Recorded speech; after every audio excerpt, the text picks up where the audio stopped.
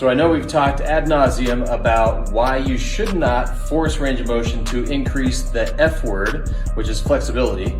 So stretching, foam rolling, Theragunning, we've done demos and showed you the change in force output. Force output decreases by 25% when you do those things, which is why passive range of motion increases, but strength decreases. So how can we increase active dynamic range of motion without sacrificing strength? What should we be doing instead of stretching, foam rolling, and Theragunning?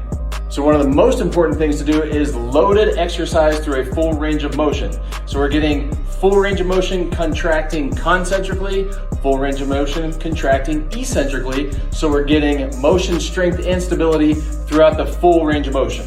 What we also know is that we need to do these things in multiple planes. So training in sagittal and frontal plane will increase those ranges of motion. So once again, we have load going through a full range of motion.